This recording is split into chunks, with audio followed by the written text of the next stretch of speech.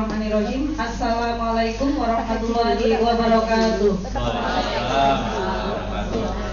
Yang saya hormati Bapak Kepala Sekolah SMA Negeri 1 Ciseeng, Bapak Wawan SPDMM. Yang saya hormati unsur pimpinan para waka SMA Negeri 1 Ciseeng. Yang saya hormati narasumber kita pada pagi hari ini, Ibu Pipin Hidroga Sekti SPD. Dan yang saya hormati seluruh Dewan Guru, Bapak Ibu Guru SMA Negeri 1 Ciseeng. Alhamdulillahirabbil alamin, puji syukur kita panjatkan kehadirat Allah Subhanahu wa taala. Alhamdulillah pada pagi hari ini kita bisa melaksanakan aktivitas kita dalam keadaan sehat walafiat dan tanpa kekurangan suatu apapun. Sholawat beserta salam tak lupa marilah kita haturkan kepada junjungan kita Nabi besar Muhammad sallallahu alaihi wasallam yang selalu kita nantikan syafaatnya, dan mudah-mudahan kita semua menjadi umatnya yang mendapatkan syafaat di yaumil akhir kelak. Amin amin ya rabbal alamin. Alhamdulillah pada pagi hari ini kita berkumpul di ruangan yang insya Allah dirahmati oleh Allah Subhanahu wa taala dalam rangka diseminasi oleh guru penggerak di SMA Negeri 1 Ciseeng, yaitu Ibu Pipin Hidroga Sekti SPD dengan tema budaya positif. Untuk efisiensi waktu, saya akan membacakan biografi dari narasumber kita pada pagi hari ini, yaitu Ibu Pipin Hidroga Sekti SPD. Tempat tanggal lahir beliau adalah Bogor, 14 Mei 1984. Jabatan ahli pertama, status P3K, K2, moto jadikanlah pengalaman suatu pembelajaran yang berharga. Itulah biografi yang akan menjadi narasumber kita pada acara diseminasi budaya positif pada pagi hari ini. Untuk lancarnya acara diseminasi pada pagi hari ini, izinkan saya menyampaikan susunan acara yang akan berlangsung pada pagi hari ini. Acara yang pertama adalah pembukaan. Acara yang kedua, sambutan dari Bapak Kepala Sekolah atau yang mewakili. Acara yang ketiga, paparan materi. Dan acara yang terakhir adalah penutup. Untuk mengefisienkan waktu pada pagi hari ini, marilah kita buka acara diseminasi dengan mengucap basmalah. Bismillahirrahmanirrahim. Mudah-mudahan dengan mengucap basmalah, apa yang direncanakan pada pagi hari ini dapat berjalan dengan lancar. Amin. Acara yang selanjutnya yaitu sambutan dari Kepala Sekolah atau yang mewakili. Kepada beliau dipersilahkan.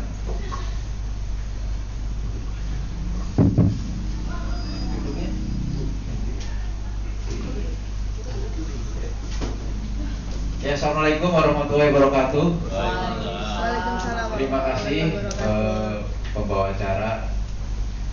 Yang saya hormati Bapak Ibu Guru SMA Ciseeng, yang pada hari ini kita diberi kekuatan iman ihsan kita bisa hadir di sini dalam keadaan sehat walafiat. Di sini Ibu Pipin akan menyampaikan tugasnya, yaitu tugas sebagai calon guru penggerak, yaitu salah satunya adalah harus mensosialisasikan atau menyampaikan ilmu-ilmunya yang diperoleh di pembelajarannya disampaikan oleh kita semua.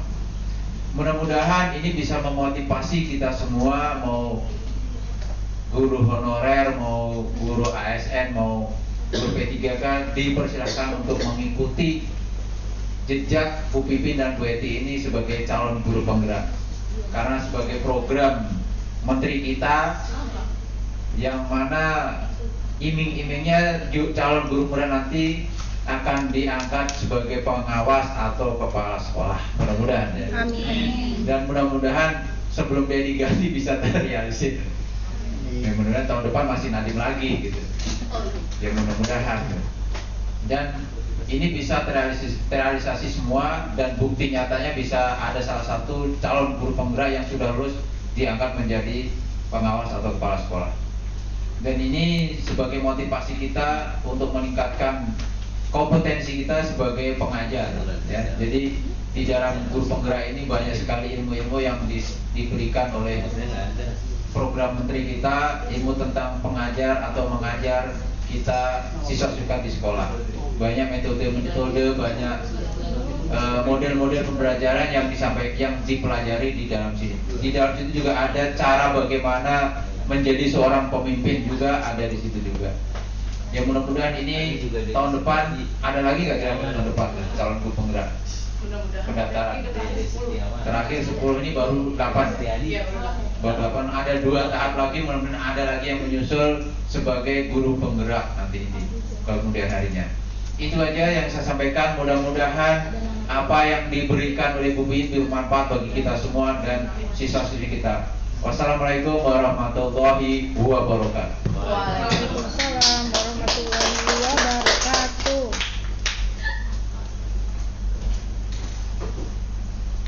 Terima kasih saya sampaikan kepada unsur pimpinan dari SMA Negeri 1 JCN, Bapak Kepala Sekolah ataupun yang mewakili atas sambutannya. Mudah-mudahan sambutan yang beliau sampaikan dapat memantik semangat dan juga memberikan motivasi lebih kepada kita semua, khususnya kepada guru penggerak CPG Angkatan 8 Ibu Pipin Hidroga Sekti SPD.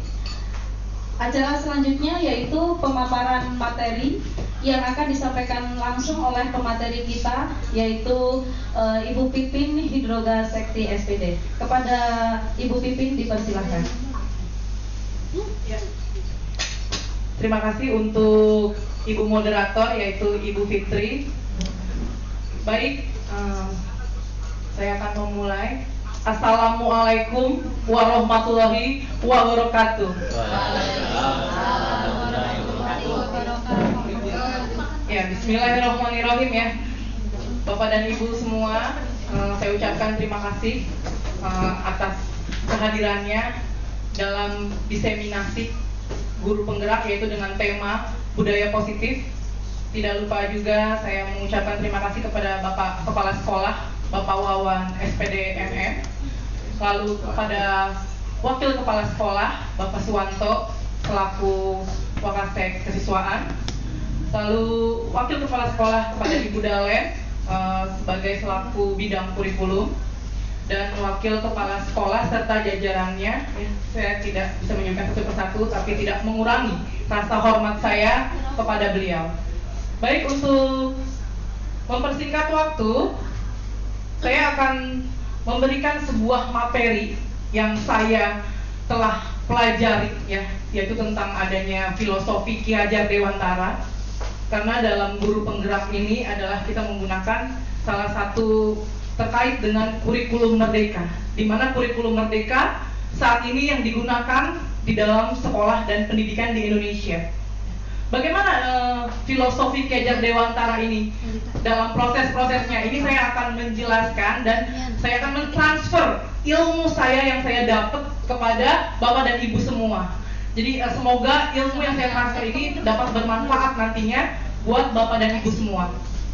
Baik, saya mulai dari filosofi Ki Hajar Dewantara. Ya. Pendidikan diartikan sebagai tuntunan dalam hidup.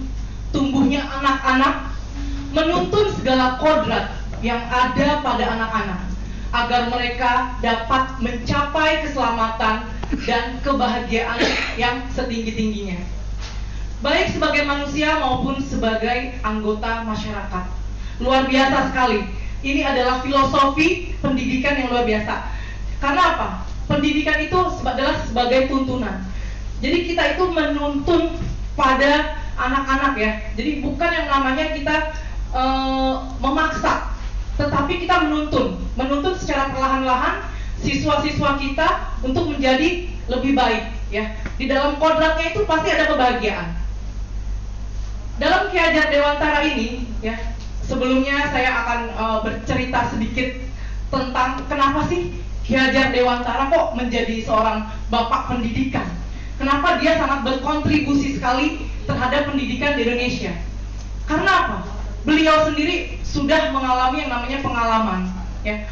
Pada waktu itu mungkin pernah mendengar Bapak Ki Hajar Dewantara itu memiliki seorang anak, ya, memiliki seorang anak yang ingin mendapatkan perhatian dari Bapak Ki Hajar Dewantara. Tetapi Bapak Ki Hajar Dewantara sendiri itu adalah sedang sibuk, ya, mengerjakan tugasnya.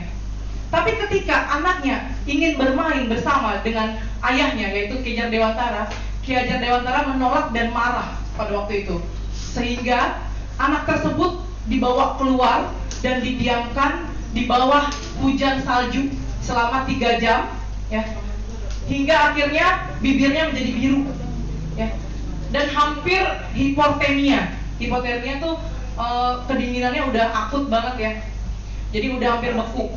Namun pada waktu itu Ki Hajar Dewantara sadar, dia langsung lari cepat keluar, ya, mengambil anaknya dan memeluk anaknya, ya, sambil berkata, maafkan ayah, maafkan ayahmu ini. Dan anak tersebut dengan lemasnya menangis. Di situ ternyuh hati Ki Hajar Dewantara itu, ternyuh di situ bahwa yang dilakukannya adalah salah, ya, bahwa anak-anak itu butuh perhatian dari orang tuanya, bukan malah memarahi atau tidak peduli.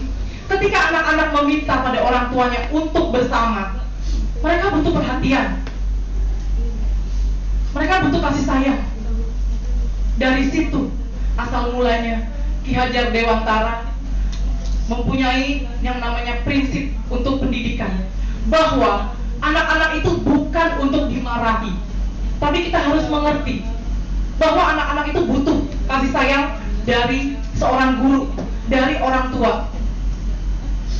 Inilah terjadinya yang namanya filosofi Ki Hajar Dewantara. Tepuk tangan dulu untuk Ki Hajar Dewantara. Luar biasa sekali memang pengalamannya, ya. Baik, saya lanjut kembali untuk refleksinya, ya. Jadi sebelum mempelajari pemikiran-pemikiran Ki Hajar Dewantara ini, saya percaya bahwa dengan tindakan-tindakan tegas dan menghukum siswa bisa merubah perilakunya. Tapi perubahan yang terjadi cuma didasari oleh rasa takut dan bersifat sementara, bukan atas kesadaran pribadinya. Saya belum sepenuhnya menyadari akan keberadaan kodrat alam sang anak, sehingga sering marah-marah ketika ada anak yang lamban dalam suatu pelajaran, ya. Belum banyak memberikan model-model pembelajaran yang menyenangkan, ya.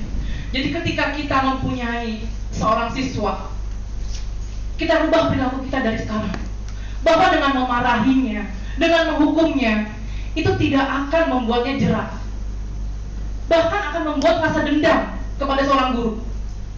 Itu pemikiran Ki Hajar Dewantara. Bapak dan Ibu semua, saya menginginkan di sini Bapak dan Ibu mencoba untuk merubah mindset kita sebagai guru, bahwa anak-anak itu tidak bisa yang namanya untuk dipaksa harus mengerti pelajaran kita. Ketika ada anak-anak yang lamban, ya, untuk menerima pelajaran kita, bagaimana kitanya, bagaimana gurunya bisa membuat anak itu lebih mengerti. Itu tugas kita sebenarnya. Tapi bukan malah mendiskriminasinya, ya. Apalagi sampai membentak. Itu adalah perbuatan yang salah. Baik, kita kembali kepada modul kita, yaitu budaya positif, ya. Ini adalah berada di modul 1.4. Yang pertama adalah disiplin positif dan nilai-nilai kebajikan. Yang kedua, teori motivasi, hukuman, penghargaan, dan restitusi. Ketiga adalah keyakinan kelak. Keempat, ada kebutuhan dasar manusia dan dunia berkualitas. Yang kelima, restitusi, 5 posisi kontrol. Yang keenam adalah restitusi, yaitu dengan menggunakan segitiga restitusi. Nanti akan diperjelas satu-satu, ya. Baik, kita masuk di tujuan dulu. Tujuan disiplin positif dan nilai-nilai kebajikan, ya. Guru dapat menjelaskan makna kontrol dari paparan teori kontrol Dr. William Glasser. Ini salah satu para ahli ya, serta miskonsepsi yang terjadi di kehidupan sehari-hari, serta dapat menjelaskan perubahan paradigma, stimulus, respon kepada teori kontrol. Guru dapat menjelaskan makna disiplin positif dan mengamati. Guru juga bisa menjelaskan pentingnya memilih dan menentukan nilai-nilai kebajikan yang akan diyakini dan disepakati seluruh warga sekolah sehingga kelak tercipta budaya positif. Jadi nilai-nilai kebajikan itu sangat luar biasa ya Bapak Ibu. Jadi kita di dalam diri kita harus bisa yang namanya mengimplementasikan dulu nilai-nilai kebajikan. Baru kita bisa mentransfer nilai-nilai kebajikan itu kepada murid-murid kita. Menurut teori kontrol Dr. William Glasser itu ada 4 ya. Jadi yang pertama adalah ilusi guru mengontrol murid. Yang kedua, ilusi bahwa semua penguatan positif efektif dan bermartabat. Namun yang ketiga, ilusi bahwa kritik dan membuat orang merasa bersalah dapat menguatkan karakter. Yang keempat, ilusi bahwa orang dewasa memiliki hak untuk memaksa. Baik, kita akan jelaskan di sini ya. Ya. Menurut Stephen R. Covey ya, Principle Center Leadership pada tahun 1991, bila kita ingin membuat kemajuan perlahan, sedikit-sedikit ubahlah sikap atau perilaku Anda ya. Namun, bila kita ingin memperbaiki cara-cara utama kita, maka kita perlu mengubah kerangka acuan kita atau mindset kita. Ubahlah bagaimana Anda melihat dunia, bagaimana Anda berpikir tentang manusia. Ubahlah paradigma Anda, skema pemahaman dan penjelasan aspek-aspek tertentu tentang realitas. Jadi intinya, dari mulai detik ini, kita harus bisa namanya merubah mindset kita. Merubah untuk nilai-nilai kebajikan. Ya. Bapak dan Ibu, saya sangat berharap sekali Bapak dan Ibu bisa sekali untuk merubah sedikit demi sedikit, perlahan demi perlahan. Karena kebahagiaan kodrat anak itu berada di tangan kita. Setiap hari kita mengajar, setiap hari kita masuk kelas. Apa yang sudah kita berikan kepada anak kita? Apa yang sudah kita lakukan demi anak kita? Apakah kita sudah benar mengajar? Apakah kita sudah memberikan materi secara maksimal? Kita harus merefleksi diri Bapak dan Ibu. Apakah kita udah benar? Selama ini mengajar udah benar?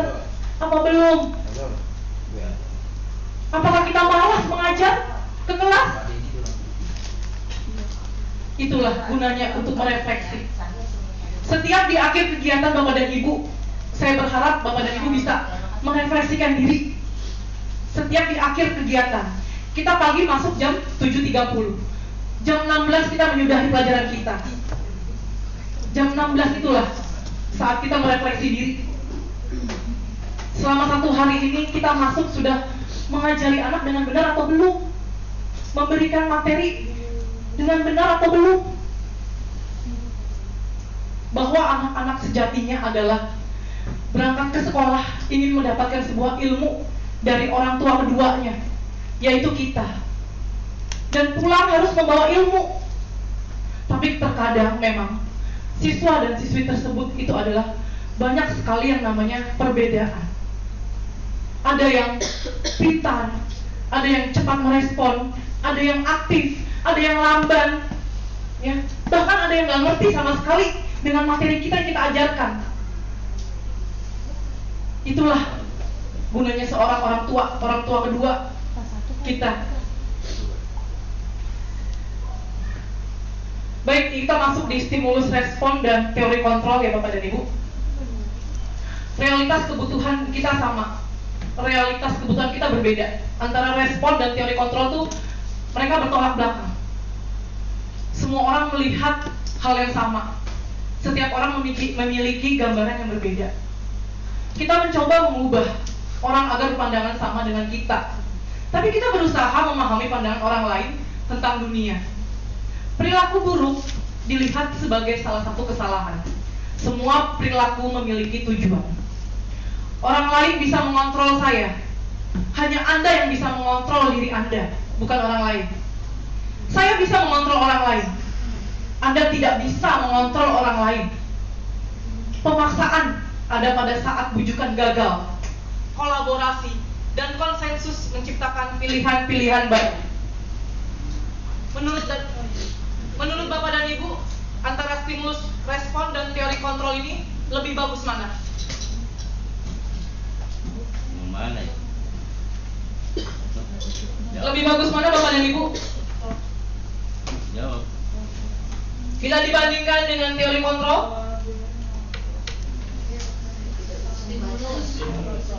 Oke, ada yang stimulus? Ada lagi? Kalau kita melihat Teori kontrol.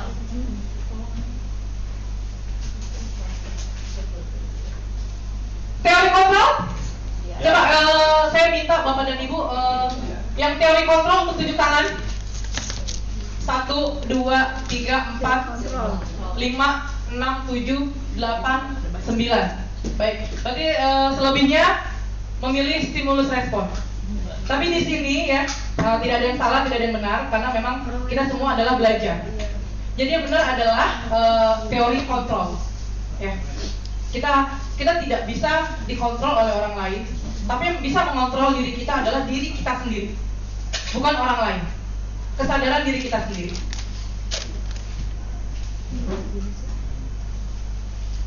Tujuan disiplin positif yaitu menanamkan motivasi untuk menjadi orang yang mereka inginkan dan menghargai diri sendiri dengan nilai-nilai yang mereka percaya. Akan tetapi berperilaku baik dan berlandaskan nilai-nilai kebajikan karena mereka ingin menjadi orang-orang yang menjunjung tinggi nilai yang mereka hargai untuk mencapai tujuan. Bapak dan Ibu, nilai-nilai kebajikan udah ditanamkan belum? Kira-kira di dalam diri? Nilai-nilai kebajikan ya? Ya, insya Allah. Pasti ibu-ibu, bapak dan ibu guru hebat pasti sudah yang namanya mengimplementasikan nilai-nilai kebajikan kepada siswa kita semua. Makna disiplin. Nah, disiplin itu sebenarnya apa sih? Kita setiap hari ya di sekolah nyuruh siswa kita harus disiplin. Tapi kita melihat diri kita dulu. Diri kita tuh udah disiplin belum sih? Nah, kita harus banyak yang namanya merefleksi diri kita sendiri. Setiap hari kita melihat adanya ketidakdisiplinan di sekolah. Apakah kita akan diam saja? Tentu tidak. Pasti akan bergerak. Yang namanya kalau melihat tidak adanya kedisiplinan, apalagi itu melanggar yang namanya nilai-nilai kebajikan, bertolak belakang, pasti kita akan bergerak. Ya, Bapak pendidikan kita, Ki Hajar Dewantara menyatakan bahwa di mana ada kemerdekaan, disitulah harus ada disiplin yang kuat. Sungguh pun disiplin itu bersifat self-disiplin, yaitu kita sendiri yang wajib untuk dengan sekeras-kerasnya. Tetapi itu sama saja. Sebab jikalau kita tidak cakap melakukan self-disiplin ini, wajiblah penguasa lain mendisiplinkan diri kita, yaitu pimpinan. Ya. Jadi kita bila seorang guru nih, kita tidak disiplin, yang akan mendisiplinkan kita siapa? Pasti seorang pimpinan. Ya. Pimpinan akan mendisiplinkan kita, pasti akan menegur kita kalau diri kita tidak disiplin. Kalau kita menegur siswa kita bila tidak disiplin. Jadi semuanya itu merata, dari mulai atas dan bawah itu semua merata. Kita semua harus memiliki yang namanya budaya disiplin, apalagi di sekolah.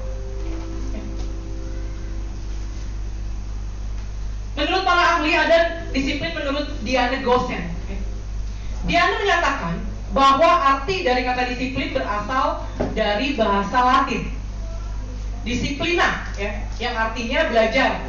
Kata disiplin juga berasal dari akar kata yang sama dengan disipol atau murid atau pengikut.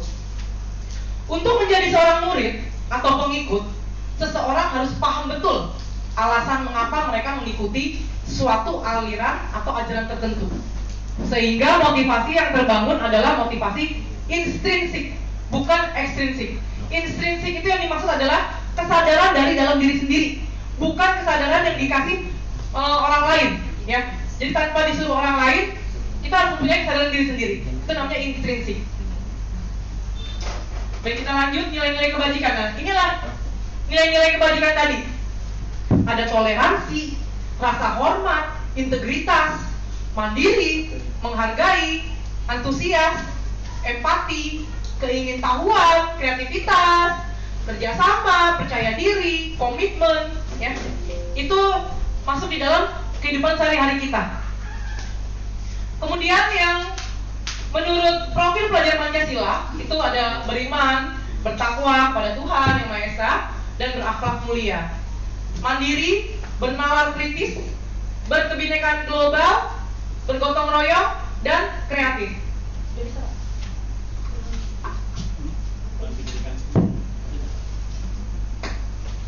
Ya, itu yang termasuk di dalam profil pelajar Pancasila. Ini adalah proyek nilai-nilai kebajikan, ya. The Virtus Project namanya. Di sana ada namanya peduli, rajin, integritas, rasa hormat. Itu banyak sekali ya. Kebersihan, komitmen, belas kasih, percaya diri, ya. Bertujuan, tenggang rasa, gotong royong, semangat, kejujuran, harga diri, rendah hati, kesetiaan, keadilan, prinsip, keteraturan, damai, keteguhan hati, bijaksana, bersyukur, toleransi, percaya, tegas. Nah, ini adalah nilai-nilai kebajikan yang harus siswa miliki. Ini tugas kita Bapak dan Ibu, untuk memberikan nilai-nilai kebajikan tersebut agar tetap kokoh berdiri di dalam hati siswa kita.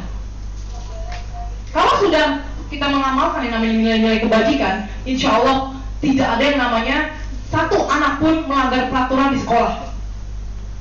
Itu adalah tugas besar kita, PR kita, untuk bisa membuat siswa-siswa kita mengimplementasikan nilai-nilai kebajikan. Mari kita diskusi sedikit untuk intermezzo ya, biar nggak tegang ya Bapak dan Ibu semua ya. Apa saja nilai-nilai kebajikan di sekolah kita selama ini? Ada yang mau menjawab? Pak Soleh? Ya, silakan. Nilai-nilai kebajikan di sekolah kita selama ini. Silakan Pak Soleh, boleh maju ke depan. Terima kasih Pak Soleh untuk pendapatnya, silakan. Untuk nilai-nilai kebajikan di sekolah itu adalah salah satunya yang terpenting dan tertinggi adalah kejujuran, gitu ya. Kejujuran, terus beribadah, kompak, sopan santun terhadap yang lebih besar, menghormati lebih besar, menyayangi yang lebih kecil, yang lebih senior dan junior. Merangkul, sifat merangkul itu salah satu adalah sifat kebajikan yang ada pada diri siswa, harus ada gitu. Kira-kira ada yang perlu dirubah atau ditambahkan nggak?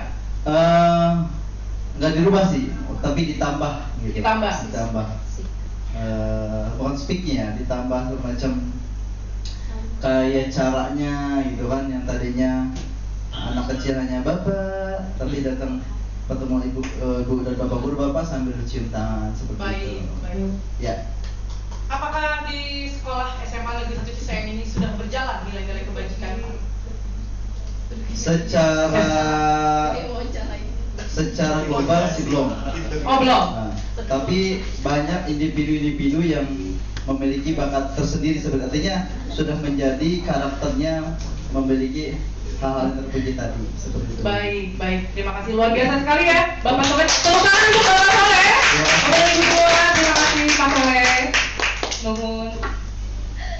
Baik ya, jadi Bapak dan Ibu di sekolah kita di SMA Negeri 1 Ciseeng kita sudah menanamkan yang namanya nilai-nilai kebajikan, dan kita perlu menambahkan lagi lebih banyak nilai-nilai kebajikan di dalam siswa-siswa kita ya. Jadi jangan hanya kejujuran ya, tenggang rasa ya, kompak, tapi lebih banyak lagi yang tadi sudah saya sebutkan ya. Ada kerukunan ya, agar semuanya selaras berjalan dengan apa yang kita harapkan, sesuai dengan apa yang kita impikan ya, yaitu mempunyai sekolah yang benar-benar siswanya itu memiliki akhlak yang positif.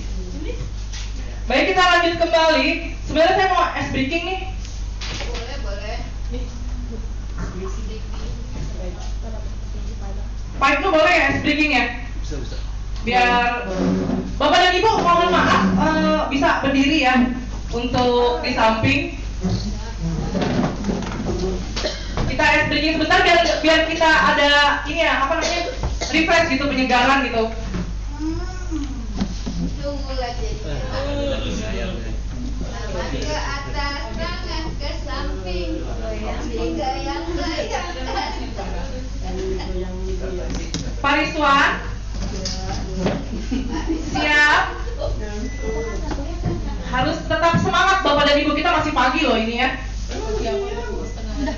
Makanya dicemil, aku dicemil ya nggak takut. Bapak dan Ibu, penguin ya.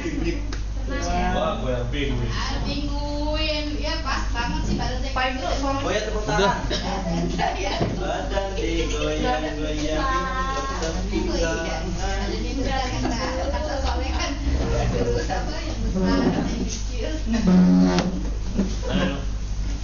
Ya, yang pinguin kita. Tapi aku belum absen. Tuh. Mana dong? Jangan sampai lupa saya nanti ada silver ini. Gambar Kalian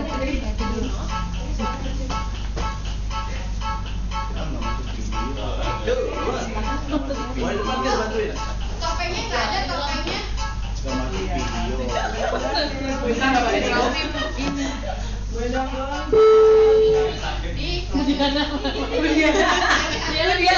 Bisa banget. Iya, kita refresh ya Bapak dan Ibu ya. Oke, siap. Karena ini anggap saja kita lagi di puncak ini. Tapi Pak Soleh instrukturnya. Bu Afi, gerakannya bagus ya, masuk sini banget.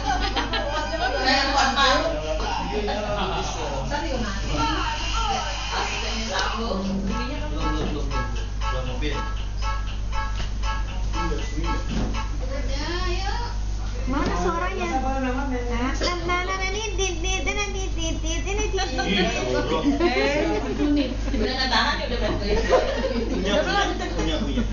Panana. Emang bunyinya gimana sih Panana? Wis, ada. Burol. Buramnya nggak ada buram. Blok.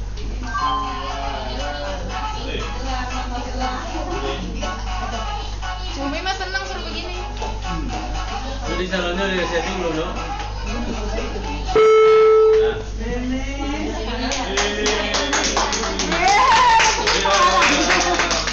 Materinya tegang. Duduk lagi boleh silakan. Udah goyang ini. Diana udah gak kuat itu pengen goyang. Kita duduk aja lah, tidur baik. Kesalahan bidang aplikasi. Pada Bu Epi ngapain? Aca.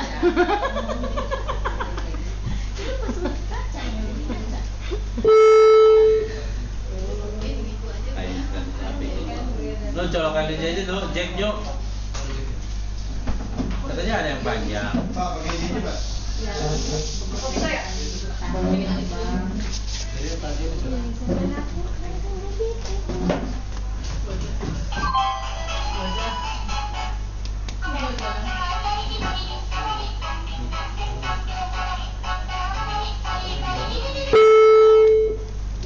Lebih sendiri.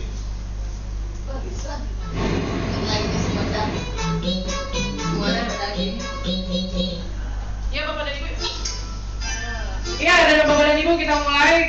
Penguinnya ikutin semua gayanya. Ayo.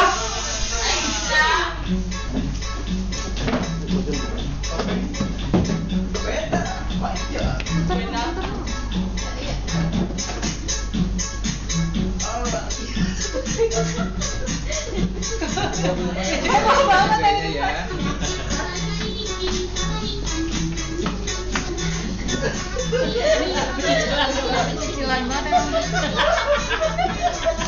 yang bersemangat dulu.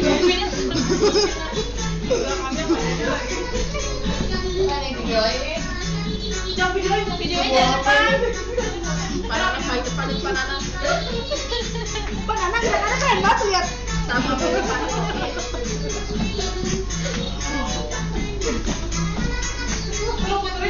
Saya di depan kayaknya. Si Umi mah terlalu heboh. Penguin macam apa mau di begitu? Momi. Momi. Diana penguin senior ya. Bibit bukan yang bibit Cherry kok dia mah disco.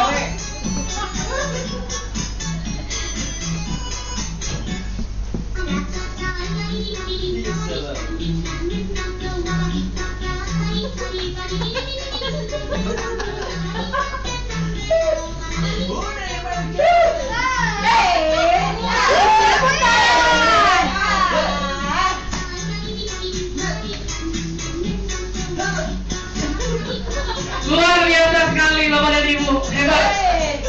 Luar biasa, hari ini luar biasa sekali. Pipin ini ya. Demi Bu Pipin loh. Pananan joget-joget. Ini apa sebenarnya? Pananan joget.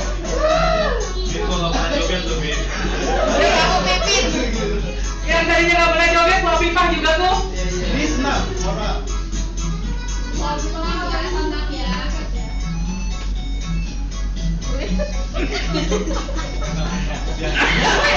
Kayaknya di video nggak gitu deh. Kan badan gua. Terima kasih Bapak dan Ibu, hebat semuanya. Luar biasa sekali, tepuk tangan untuk kita semua. Terima kasih Bapak dan Ibu. Sudah dimulai kembali, kita lanjutkan kembali. Kita masuk di materi kedua. Ini semakin lama materinya semakin menegangkan ya. Nanti ada sesi pertanyaan. Nasi bodoh. Baik, kita lanjut materi kita teori motivasi ya. Hukuman, penghargaan dan restitusi. Oke. Lagi beri. Diana Gosen, bukan Ibu Diana ya, Diana Anggra ini. Baik, untuk menghindari ketidaknyamanan atau hukuman. Yang kedua, untuk mendapatkan imbalan dari orang lain, imbalan atau penghargaan yang dari orang lain. Yang ketiga, untuk menjadi orang yang mereka inginkan dan menghargai diri sendiri dengan nilai-nilai yang mereka percaya. Ini menurut Diana Gosen. Bapak dan Ibu, saya minta konsentrasinya sedikit ya, karena ini agak banyak ceritanya ya yang saya bacakan ini. Ya. Ini pernah pasti Bapak dan Ibu alami. Baik, saya akan bacakan konsentrasi sedikit ya Bapak dan Ibu ya. Konsentrasi. IPA kurang menguasai pelajaran matematika. Sehingga pada saat pelajaran tersebut berlangsung, dia lebih banyak berdiam diri atau menggambar di buku pelajarannya. Pada saat guru matematikanya yaitu Pak Seno, bukan Pak Nanang ya, menanyakan pertanyaan IPA menjadi gugup.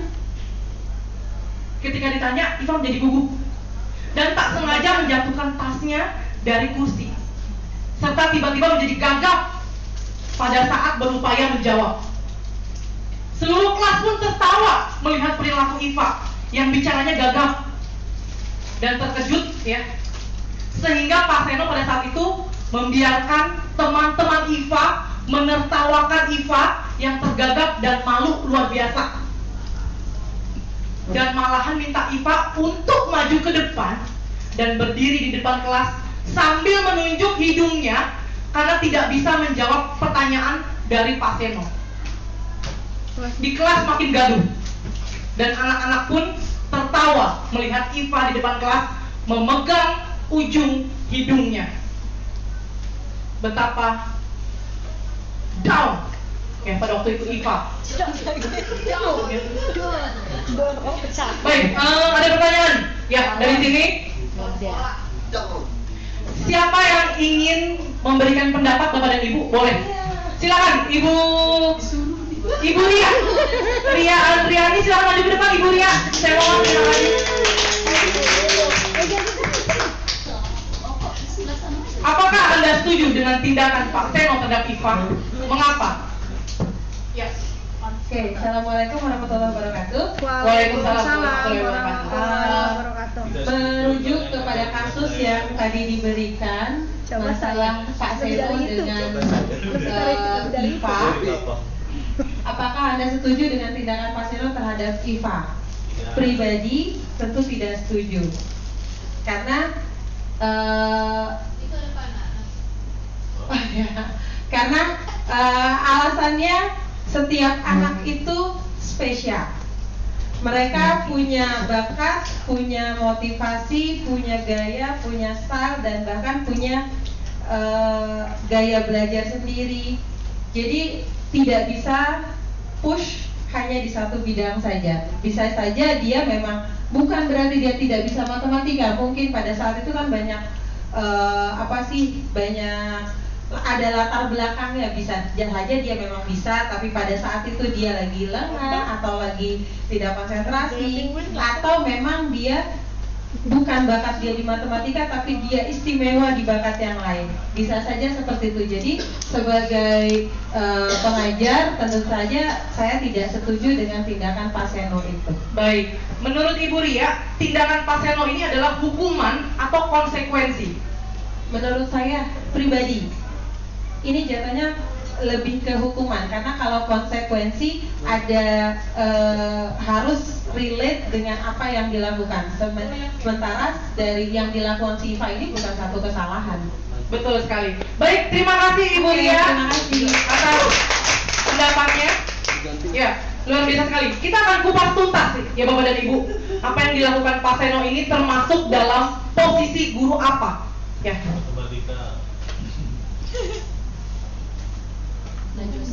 Ya. Dihukum oleh penghargaan. Saat kita berulang kali menjanjikan hadiah kepada anak-anak agar berperilaku bertanggung jawab, atau kepada seorang murid agar mempelajari sesuatu yang baru, atau kepada seorang karyawan agar melakukan pekerjaan yang berkualitas, kita sedang berasumsi mereka tidak dapat melakukannya atau mereka tidak akan memilih untuk melakukannya. Ya. Jadi di sini kita bisa belajar bahwa seorang murid ya mempelajari sesuatu yang baru itu ternyata tidak mudah. Contohnya adalah Iva. Ketika dia pelajaran matematika, dia nggak ngerti, sehingga Iva terdiam diri, hanya mencoret-coret di bukunya karena nggak ngerti pelajaran matematika.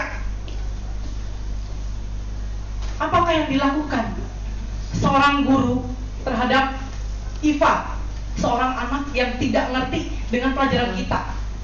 Apa yang harus kita lakukan biar dia ngerti pelajaran kita? Apakah kita memaksa? Tidak. Seorang guru tidak boleh memaksa anaknya harus mengerti pelajaran kita. Tetapi kita harus yang namanya menuntun. Sesuai dengan filosofi Kejar Dewantara. Menuntun. Jadi bukan malah membiarkan anak itu ya udah nggak ngerti aja. Pokoknya saya masuk kelas ngajar udah, terserah. Mau ngerti mau enggak, itu yang salah. Ya. Itulah tugas kita, menuntun.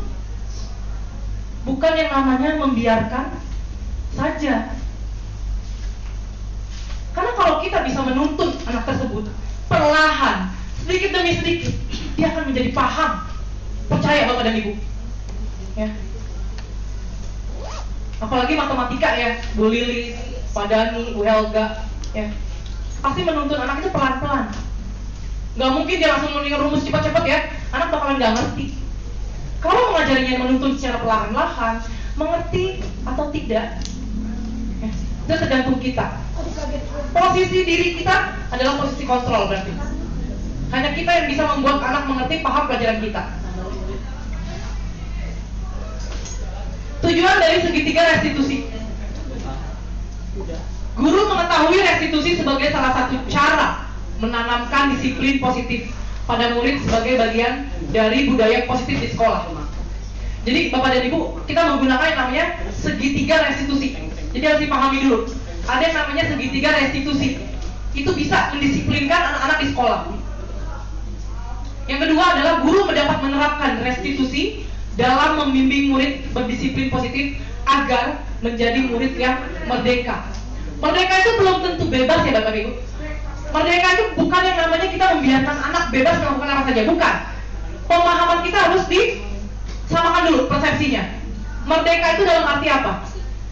Merdeka itu dalam arti mereka bisa yang namanya berkreativitas, ya, berinovatif, berkolaboratif, itu, ya, tetap dalam yang namanya naungan kita.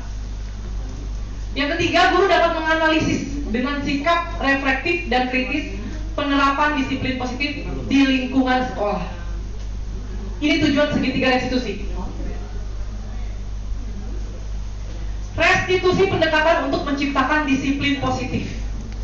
Ternyata segitiga restitusi ini bagus. Kita dengan menggunakan segitiga restitusi ini, kita bisa mendisiplinkan siswa-siswa kita. Bukan untuk menebus kesalahan. Yang pertama itu. Yang kedua, fokus pada solusi. Yang ketiga, mengembalikan murid yang berbuat salah pada kelompoknya. Terkadang kalau kita berbicara dengan siswa kita yang melanggar peraturan, apakah kita langsung memarahinya? Apakah kita langsung menghukumnya? Tidak. Kita tidak boleh namanya membentak, memarahi, apalagi sampai menghukum. Itu adalah perbuatan yang salah. Bapak dan Ibu semua, buka mata, buka hati mulai dari detik ini, bahwa dengan cara menghukum, membentak, memarahi itu sudah tidak boleh dilakukan lagi. Kita sudah belajar namanya segitiga restitusi. Segitiga restitusi ini berfokus pada solusi. Jadi antara kita, guru dengan murid, kita harus mencari solusi. Bagaimana murid tersebut tidak akan melakukan pelanggaran lagi. Kita harus mencari solusi yang terbaik. Bukan dengan cara menghukumnya. Kalau menghukumnya, itu akan membuat rasa dendam, ya, dendam untuk gurunya. Apalagi kita sampai fisik, ya, dengan adu fisik, itu akan membuat mendendam. Zaman sekarang beda dengan zaman dulu. Kalau zaman dulu kita digampar, kita ditabok, ya, dicubit, dipukul, ditendang bahkan sekalipun, ya, pernah itu ditendang, disepak itu pahanya, ya, sama guru.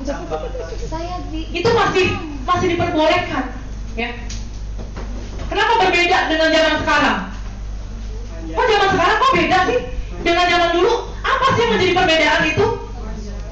Ternyata zaman dulu itu siswa-siswanya itu bermental baja, kuat, berbeda dengan siswa-siswa saat ini di zaman milenial, ya, di zaman generasi Z.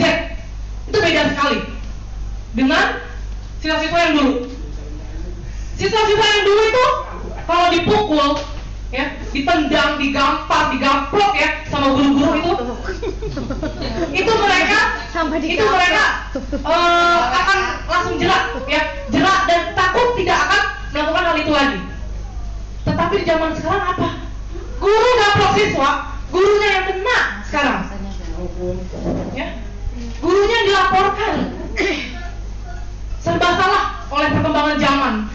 Kita menuju perkembangan zaman seperti apa saat ini pendidikan? Kenapa harus terjadi seperti ini? Ya. Bapak dan Ibu, mari kita buka mata bersama, buka hati. Mulai dari detik ini bahwa menghukum itu salah, membentak itu salah, memarahi anak itu salah. Berpikir untuk nilai, ya. Kalau nilai itu kan bukan fisik, ya Ibu. Bapak dan Ibu berhak menentukan, ya, siswa tersebut apakah pantas untuk diberikan nilai tersebut. Tetapi dalam disiplin positif ini, budaya positif ini, kita tidak boleh namanya menerapkan menghukum siswa. Jangan lagi Bapak dan Ibu menghukum siswa. Jangan lagi membentak atau memarahi siswa. Itu adalah perbuatan yang salah. Menurut Ki Hajar Dewantara, kita sebagai guru harusnya menuntun. Karena apa? Kalau siswa itu dituntun, diberikan perhatian, diberikan kasih sayang, siswa itu akan nurut sama kita. Tapi malah sebaliknya, kalau siswa itu kita bentak, kita marahi, itu tadi, yang ada akan tumbuh dendam kepada guru tersebut. Itu yang kita khawatirkan. Segitiga restitusi ini sangatlah luar biasa Bapak dan Ibu. Ini bisa menerapkan anak-anak yang bandel, anak-anak yang suka melanggar peraturan, itu menjadi jerak. Ini saya kasih yang namanya ilmu, ya saya transfer ilmu kepada Bapak dan Ibu agar bisa menerapkannya. Bapak dan Ibu nanti bisa mencobanya sendiri. Ketika nanti Bapak dan Ibu dihadapkan oleh siswa yang bermasalah, Ibu mencoba segitiga restitusi ini. Ini sisinya, segitiga restitusi. Yang pertama adalah validasi tindakan yang salah. Nanti ada sebuah video yang akan saya tayangkan yang saya sendiri sudah mencobanya ya dengan anak yang bermasalah. Ya, saya pantau terus, gitu ya. Lalu sisi kedua itu ada menanyakan keyakinan, ya. Lalu ketiga ada menstabilkan identitas. Ini adalah rumus Bapak dan Ibu untuk membudayakan positif anak ketika mendapatkan pelanggaran siswa di dalam kelas ataupun di luar kelas. Ini rumusnya, segitiga restitusi. Bapak dan Ibu bisa menerapkannya dengan ini. Bu Evi dapat anak yang bandel banget, benar-benar susah diatur. Bu Evi menggunakan yang namanya segitiga restitusi. Dia bicara berdua dari hati ke hati. Dari mulai ini Bu Evi nanti validasi tindakan yang salah, bahwa tindakan yang dilakukan adalah salah. Jadi memberikan suatu kasih sayang, mentransfer kasih sayang kita kepada anak. Itu namanya segitiga restitusi. Bukan memarahi ataupun membentak, tapi berbicara dari hati ke hati sampai anak itu menangis ketika kita hanya berdua, ya, untuk melakukan segitiga restitusi ini. Anak itu sampai berpikir bahwa yang dilakukannya itu adalah salah dan dia tidak akan mencoba melakukan hal itu lagi. Dia berjanji dalam dirinya dia tidak akan melakukan pelanggaran itu lagi. Saya akan jelaskan di sini, nanti ada sebuah video ini yang akan saya tayangkan.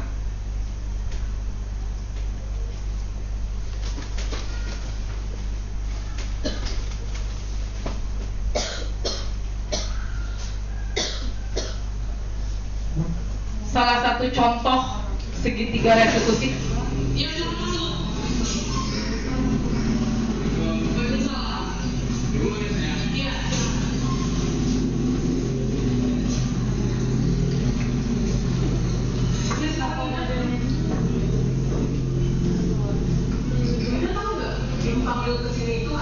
Ini menstabilkan identitas. Ibu mendapatkan laporan dari Ibu BP, Ibu Tina, katanya Yuda merokok, ya, ketahuan merokok di belakang dengan kamar mandi. Ibu sebagai wali kelas, Ibu ini saya tanya. Merokok itu tidak baik. Apakah Yuda benar melakukan hal tersebut? Itu benar merokok. Yang ketahuan merokok, ya, pasti ada teman-teman lain yang juga ikut merokok bersama Yuda. Yang ada di tempat itu yang sedang melakukan merokok dengan Yuda. Dan 3 orang Ini validasi tindakan. Rizal dengan Apri. Nah, bahwa kesadaran dari Yuda sendiri bahwa melakukan hal tersebut salah tidak? Salah ya? Iya. Apa sih alasan Yuda melakukan hal tersebut? Yuda kan tahu bahwa di peraturan di sekolah kita itu tidak boleh namanya merokok. Yuda mendapatkan rokok itu pun dari mana? Dari rumah, belinya dari rumah. Teman-teman juga begitu. Apa alasan Yuda merokok? Yang kosong, nggak ada gurunya. Jadi BP terus Yuda sama teman-teman ke kamar mandi untuk merokok, ya. Tapi Yuda tahu nggak, sadar nggak kalau bapak merokok itu perbuatan yang tidak benar? Karena Yuda masih sekolah. Kalau merokok itu kan juga tidak baik untuk kesehatan, ya. Apalagi Yuda masih di Yuda, ya. Nah, menurut Yuda melanggar keyakinan kelas atau melanggar prinsip dari Yuda sendiri, ya? Ini menanyakan keyakinan yang ketiga. Kedisiplinan, ya, kedisiplinan itu memang harus yang namanya Jadi tidak boleh namanya melanggar keyakinan kelas. Terus menurut Lida untuk kedepannya seperti apa? Ya, memang lebih baik putus. Insya Allah kalau melakukan nanti di sekolahan janji sama ibu ya, tidak melakukan hal itu lagi ya. Baik, baik. Sekarang Lida sudah boleh masuk ke kelas kembali ya. Terima kasih Lida ya.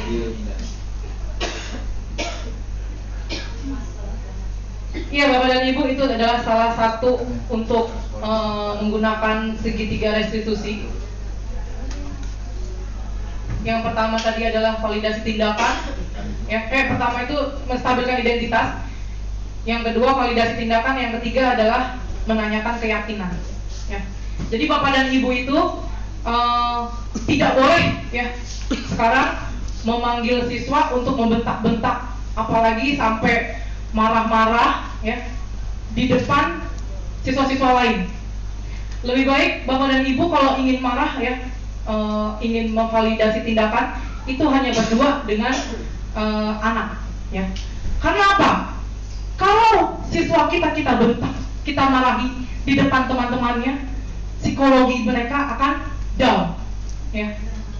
Mental mereka akan jatuh ya. Iya, kena mental kalau bahasa sekarang ya. Jadi tidak boleh Bapak dan Ibu semua memarahi siswa di depan siswa lain. Lebih baik kita panggil berdua, kita bicara dari hati ke hati. Itu lebih bagus ya. Karena kita memikirkan psikologi dari anak tersebut ya.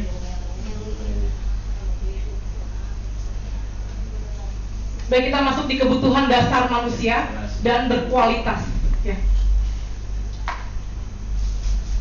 Dunia berkualitas Anda adalah tempat khusus dalam pikiran Anda. Tempat Anda menyimpan gambaran representatif dari semua yang Anda inginkan. Bisa berisi orang-orang, hal-hal dan apa saja yang terbaik dalam hidup Anda, dan membuat Anda merasa bahagia dan terpenuhi kebutuhan dasar Anda. Jadi kita sejatinya adalah sebagai manusia, kita butuh yang namanya dasar-dasar kemanusiaan ya.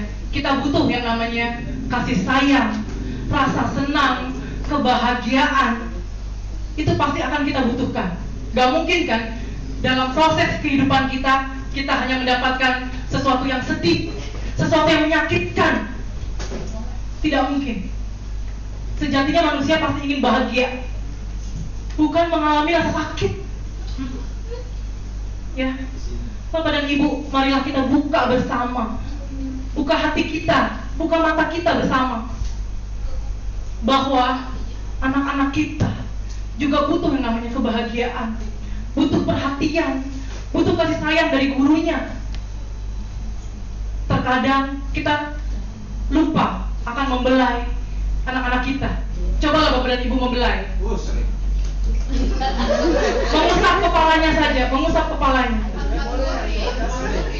Dengan mengusap kepalanya saja, itu kita sudah mentransfer namanya kasih sayang. Rasakan, coba nanti Bapak dan Ibu coba rasakan kepada anak tersebut. Apalagi dengan anak yang paling bandel sekalipun. Yang perempuan kayak ini dipeluk sama saya. Anak laki-laki ya, kalau laki-laki ya, kalau Pak Wanto pegang anak perempuan mungkin kan tidak boleh ya. Tapi kebanyakan ya, diusap sedikit saja ataupun tidak kena, tapi kalian mengusap gitu Bapak dan Ibu. Ya.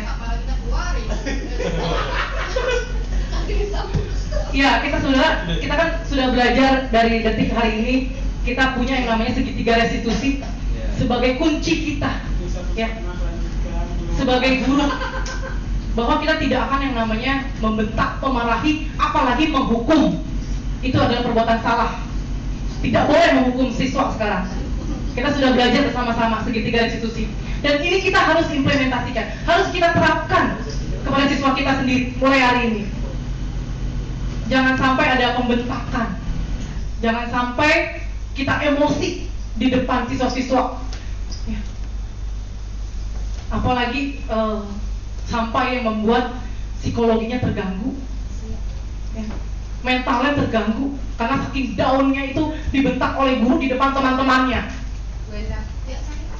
Ya. Itu akan menimbulkan yang namanya rasa dendam terhadap gurunya sendiri. Ya Bapak dan Ibu semua, itulah pelajaran restitusi kita ya, dengan memberikan sebuah kasih sayang dan perhatian. Ternyata selama ini kita tuh salah mendidik anak.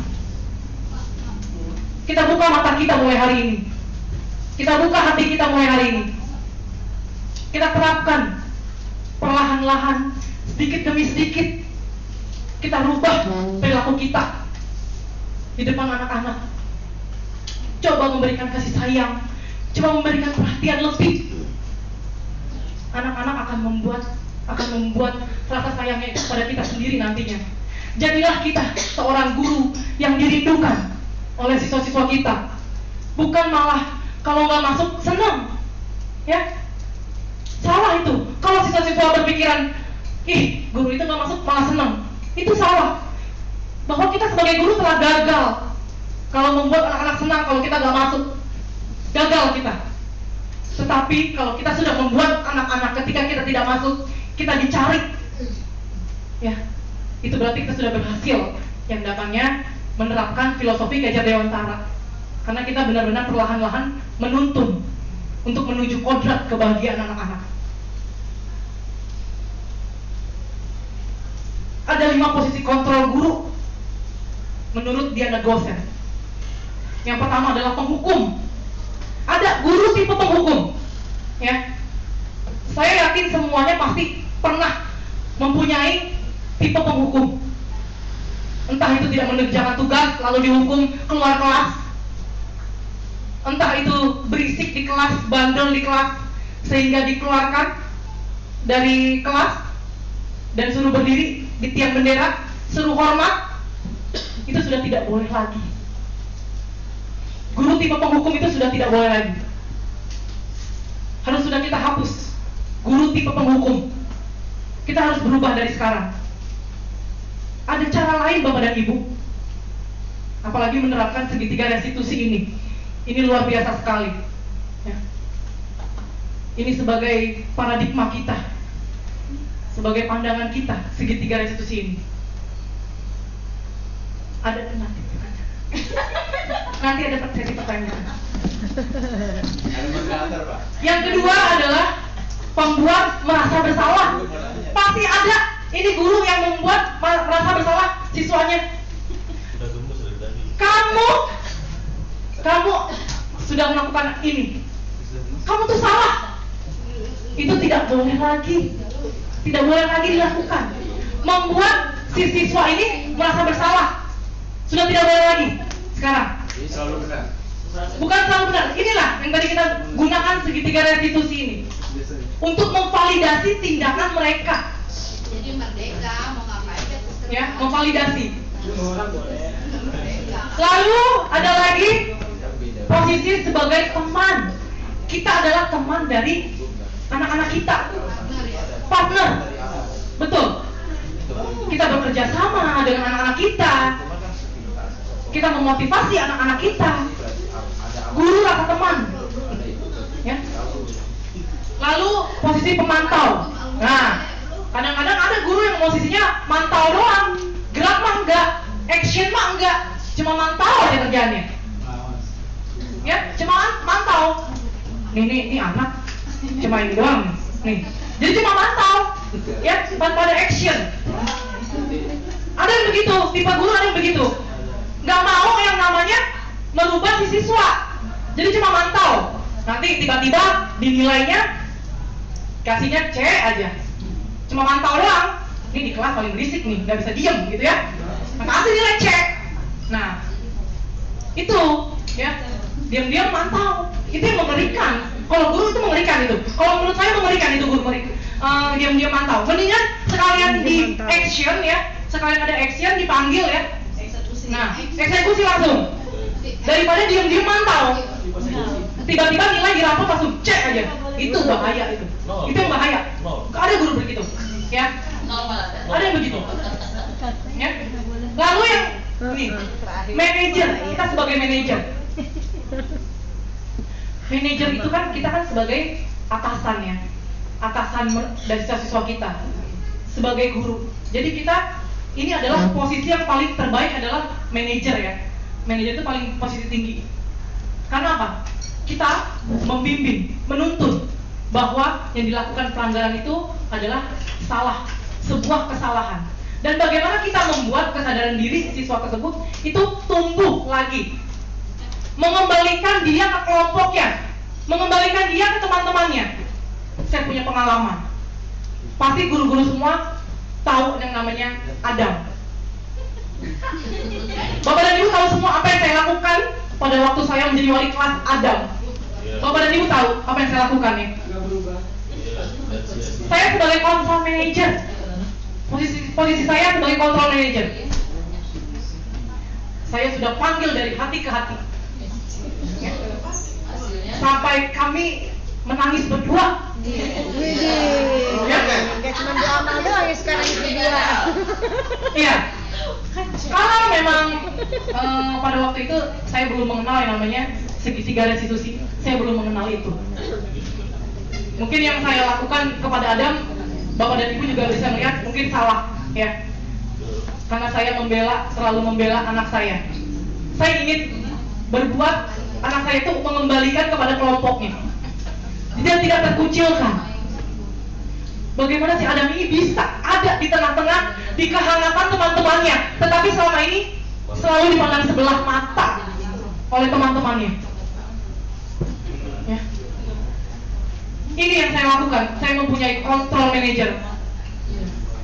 Saya menuntun Adam pelan-pelan, walaupun banyak guru yang menghujat, pada waktu itu ya berpikiran negatif, ya.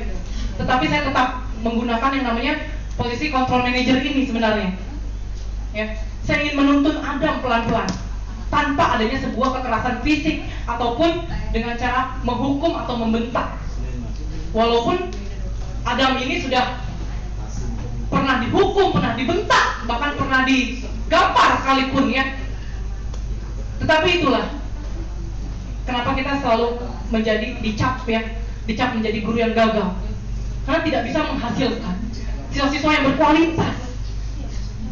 Coba kalau kita bisa menghasilkan siswa-siswa yang berkualitas, kita bangga terhadap diri sendiri kita. Kita mempunyai kebanggaan bahwa kita berhasil mendidik siswa kita sendiri. Tetapi apa? Ya, kita jangan yang namanya putus semangat, patah semangat, ya. Kita harus tetap yang namanya menuntun, dan menuntun tetap itu selalu sampai kita berhasil.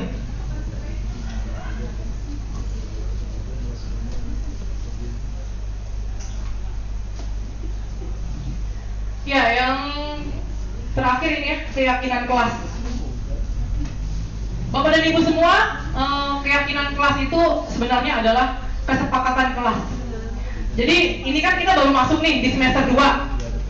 Bapak dan Ibu coba untuk wali kelas semuanya itu membuat kesepakatan kelas di kelasnya masing-masing. Yang seperti saya sudah laksanakan sendiri. Saya membuat kesepakatan kelas terhadap siswa saya. Untuk apa tujuannya Bapak Ibu? Untuk membuat kelas menjadi lebih baik, lebih disiplin, lebih mandiri, dan mereka bisa berinovatif. Karena apa? Dimulai dari hal yang kecil bisa merubah segalanya, bisa merubah semuanya. Dimulai dari hal yang kecil.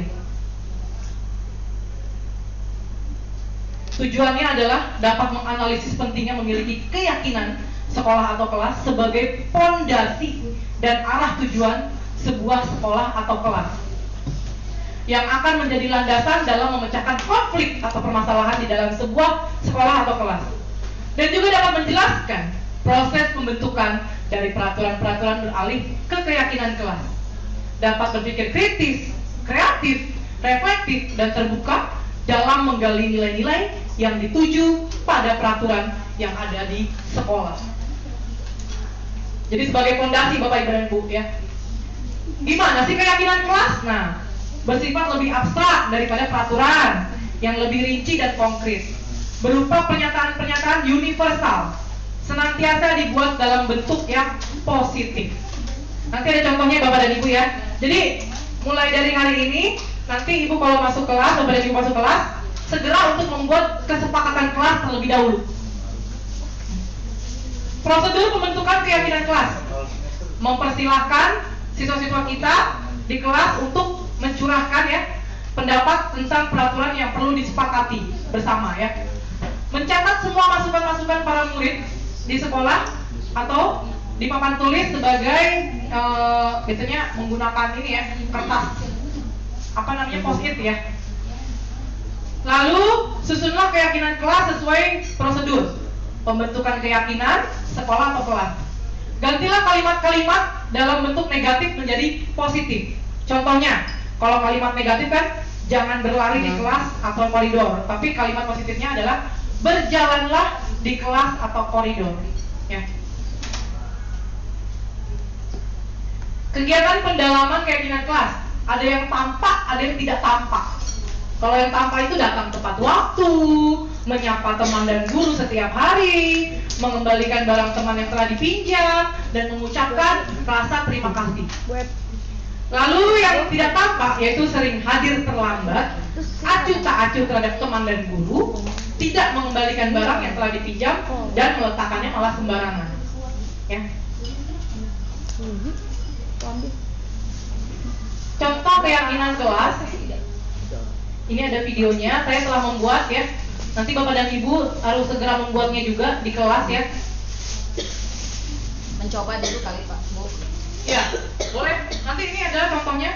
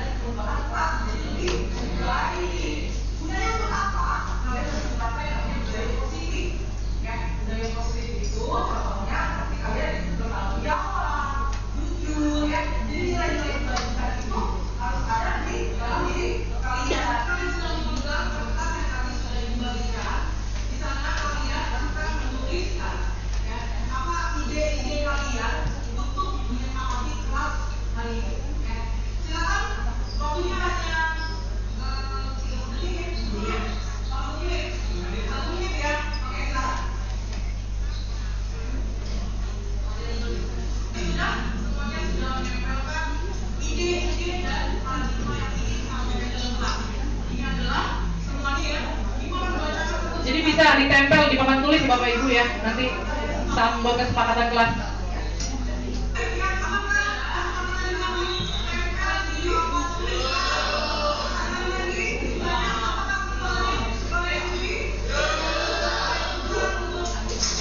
Nah, jangan lupa untuk kesepakatan kelas ini harus disepakati oleh semuanya. Kalau salah satu tidak sepakat, itu gagal.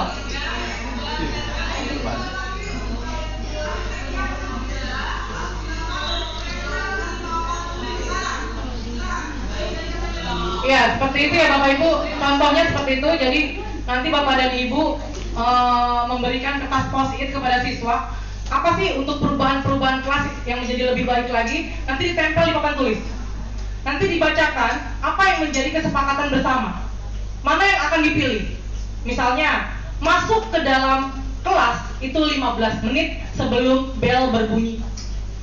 Nah, jadi untuk mendisiplinkan siswa Bapak dan Ibu menjadi kelas lebih baik. Kalau punya kesepakatan kelas, insya Allah itu akan dituruti. Ya, karena apa? Itu akan ada sanksinya. Misalnya nggak bayar uang kas dalam waktu 2 minggu, itu akan kena denda 2.000. Nah itu sesuai dengan kesepakatan kelas nanti Bapak dan Ibu di kelas. Jadi pokoknya sebelum Bapak dan Ibu masuk di semester 2 ini segera untuk membuat kesepakatan kelas. Ya. Pasti nanti Ibu mempunyai suatu penghargaan, ya. Ibu mempunyai istilahnya apresiatif kepada siswa-siswa Ibu di kelas.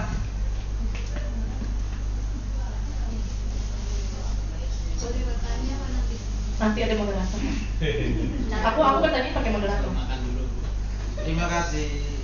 Alhamdulillah ini adalah pemaparan saya tentang materi budaya positif, di mana kita semua membuka mata kita, membuka hati kita mulai detik ini bahwa anak adalah sesuatu yang harus kita bisa tuntun, ya, sesuatu yang berharga, yang membuat rasa bangga terhadap dunia pendidikan. Bapak dan Ibu semua, saya berharap Bapak dan Ibu semua bisa menerapkan budaya positif ini dengan menggunakan yang namanya segitiga restitusi tadi, ya, budaya disiplin kita di sekolah. Baik, Bapak dan Ibu semua, terima kasih. Itu adalah pemaparan dari saya. Wassalamualaikum warahmatullahi wabarakatuh. Kembalikan kepada Ibu Moderator, Ibu Fitri, silakan.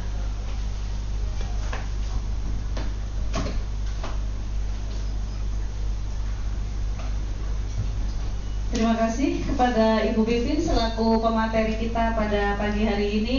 Alhamdulillah, apa yang sudah disampaikan oleh moderator kita Ibu Pipin Hidroga Sekti sangat menginspirasi. Mudah-mudahan kita semua bisa mengimplementasikan, setidaknya kita diingatkan kembali oleh beliau, ya, mungkin dalam perjalanan pembelajaran kita sedikit-sedikit mungkin pernah melakukan hal-hal yang tadi seharusnya tidak boleh kita lakukan sebagai seorang pendidik.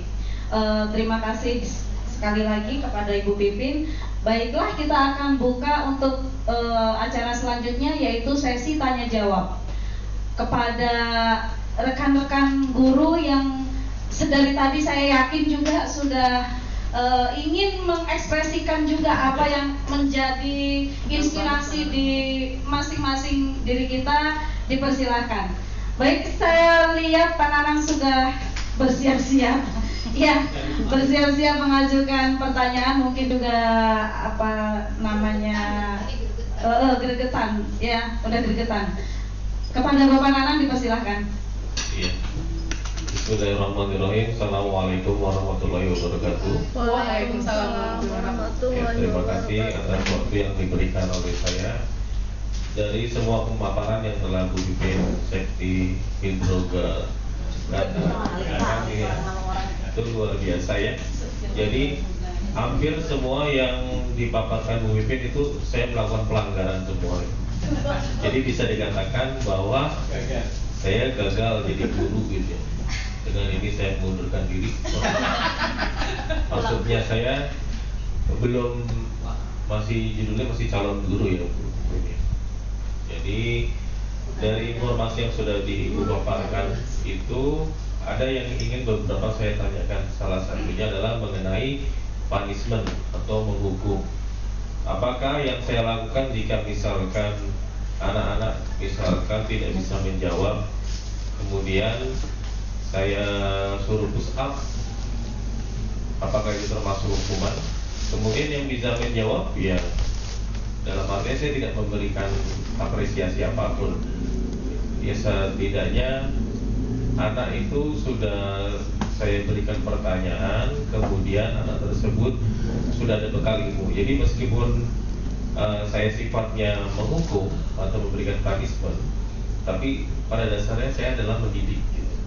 Kecuali kalau memang kegiatan tersebut atau anak-anak tersebut itu di luar kontrol, maka punishment yang saya berikan adalah keliling lapangan. Apakah yang saya lakukan itu termasuk dari kategori yang tadi sudah Bu Pipin katakan, pelanggaran, semua pelanggaran yang telah saya lakukan. Karena kalau misalkan secara harfiah, ya, menghukumnya dengan cara berolahraga, maka saya yakin guru olahraga adalah guru yang paling jahat daripada saya, karena dia melakukan itu semua, bahkan lebih dari saya. Ya, contohnya olahraga, kita bilang push up itu olahraga, kan, Bu? Kalau saya dibilang menghukum, maka Pak Wanto jauh lebih menghukum lagi, gitu. Kemudian kalau saya suruh lari lapangan, berarti Pak Dedi atau Pak Sutarno itu jauh lebih menghukum dari saya, karena sebelum olahraga dia keliling lapangan dulu. Nah, itu yang selalu saya jadikan kalimat untuk menyanggah bahwa kalau saya melakukan kegiatan punishment, ya, Semoga kalau misal ke depannya kalau memang ini adalah suatu yang disebut sebagai punishment, maka bagaimana saya memberikan seluruh pembelajaran yang tanpa melakukan punishment. Apalagi matematika otomatis kan jarang sekali anak yang kalau misalkan ditanya sudah paham, sudah alhamdulillah gitu, nggak mungkin, pasti diem. Jadi cara saya mengajar adalah dengan cara menunjuk kemudian maju ke depan, nah, dan sebagainya. Atau saya tanyakan nggak bisa jawab, ya silakan mau dihukum, mau push up atau bukan dihukum kalimatnya, mau push up atau mau menjawab push up, mau jawab atau push up, itu selalu yang saya tanyakan jawab. Kalau salah ya tidak ada hukuman apa-apa, yang penting kan bisa dijawab saja. Demikian yang saya tanyakan. Terima kasih. Bila taufiq wal hidayah. Assalamualaikum warahmatullahi wabarakatuh. Iya, waalaikumsalam warahmatullahi wabarakatuh. Tepuk tangan dulu buat Pak Nanang untuk pertanyaannya, luar biasa sekali, luar biasa sekali. Bentar, langsung jawab aja ya. Ya, baik. Menurut Pak Nanang tadi adalah pertanyaan apa sih sebenarnya saya ini kalau di kelas itu pernah yang namanya suruh push up sama keliling lapangan. Tetapi ini juga dilakukan oleh guru olahraga. Yang biasa dilakukan adalah push up dengan keliling lapangan. Apakah itu disebut dengan tipe penghukum? Jawabannya adalah iya. Pak Nanang adalah seorang guru tipe penghukum. Ya. Dan ini tidak boleh berlarut-larut untuk dilakukan. Sejatinya, tadi Pipi sudah katakan ya, saya sudah katakan bahwa menurut filosofi Ki Hajar Dewantara, dengan cara menghukum itu adalah tidak diperbolehkan. Jadi, menurut Ki Hajar Dewantara sendiri, kita sebagai guru itu adalah kodratnya menuntun siswa. Menuntun perlahan-lahan siswa. Sedikit demi sedikit kita coba dari hal yang kecil. Pak Nanang mencoba memulai dari hal suatu yang kecil. Kalau dia tidak bisa menjawab ataupun lamban dalam berpikir matematika ataupun membuat marah Pak Nanang pada waktu itu, kita sebagai guru sejatinya harus sabar. Intinya adalah sabar. Kita tidak boleh dengan menggunakan ego kita dengan cara langsung menghukum siswa pada waktu itu. Itu adalah salah. Kita bukan menjadi seorang guru tipe penghukum. Kita harus mencoba menjadi lebih baik lagi. Kita harus merubah mindset kita. Sejak detik ini. Bagaimana kita bisa menuntun siswa dengan mencurahkan perhatian dan kasih sayang terhadap siswa tersebut. Bahwa yang dilakukannya adalah salah. Bukan dengan cara menghukum secara fisik. Itu berbeda sekali Pak Nanang. Saya katakan itu berbeda sekali dengan pelajaran Pak Wanto, Pak Tarno, dan Pak Dedi, ya. Karena memang konteksnya guru tersebut adalah mengajar materi olahraga, jasmani, kesehatan. Ketika mereka mengajarkan push up, ketika mereka mengajarkan keliling lapangan, itu sudah menjadi tujuan materi pembelajaran. Kalau Pak Nanang itu matematika, tidak ada itu tujuan materi pembelajarannya untuk push up ataupun keliling lapangan. Itu tidak ada. Solusinya gimana, Bu? Nah, itu pertanyaan saya. Baik. Iya, nanti bentar dulu, ini jelaskan prosesnya dulu. Jadi detik ini kita buka mata, buka hati kita. Kita jangan menjadi guru penghukum. Kita jangan menjadi guru yang membuat siswa merasa bersalah ataupun yang namanya membentak ataupun memantau. Ya, diam-diam mengerikan itu memantau. Ya. Kita harus rubah. Boleh dibantu nggak jawab? Sebentar, kita selesaikan dulu Pak Nanang. Jadi begitu Pak Nanang. Pak Nanang harus bisa yang namanya merubah dari kesadaran diri sendiri secara intrinsik, bukan dari ekstrinsik. Bukan dari saya yang bicara Pak Nanang. Pak Nanang harus berubah. Pak Nanang nggak boleh melakukan hal itu. Pak Nanang adalah tipe penghukum, bukan dari saya, tapi dari kesadaran diri Pak Nanang bahwa yang dilakukan Pak Nanang itu adalah tidak benar. Iya. Sudah bodohnya bukan hukum. Karena ini pemikiran Ki Hajar Dewantara itu luar biasa sekali Pak Nanang. Ya. Seperti itu Pak Nanang. Ayo berikan kesempatan. Bagaimana Pak Nanang? Sudah puas? Belum. Apa perlu dipuaskan?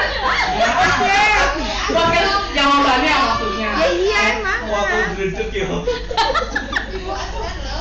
Baik, Berarti bagaimana cara kiat-kiat dari Ibu Solusi ya? Pipin atau solutifnya agar kegiatan kami ini sebagai pengajar itu lebih mawas diri sebagai pengajar ya, tentu tidak ada punishment.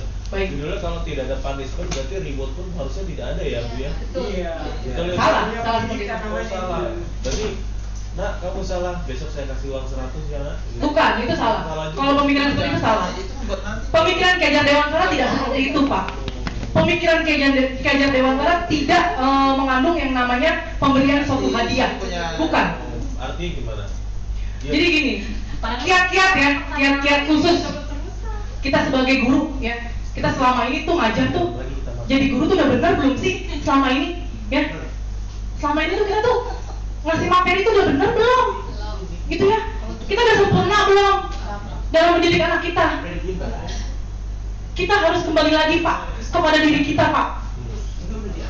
Kiat-kiat khususnya kembali lagi kepada diri kita, kepada kesadaran diri kita. Kita harus bisa merefleksi diri kita. Kok ada ya anak kita belum ngerti pelajaran kita? Apa kita yang salah? Kok dia nggak ngerti? Padahal ini gampang loh. Ada rumusnya loh dijelasin, tapi kenapa masih nggak ngerti? Siapa yang salah? Kita yang harus bisa menuntun secara perlahan-lahan, secara sedikit demi sedikit. Kita dinamakan guru kesabaran. Menurut Kejar Dewantara, kita menjadi guru harus sabar.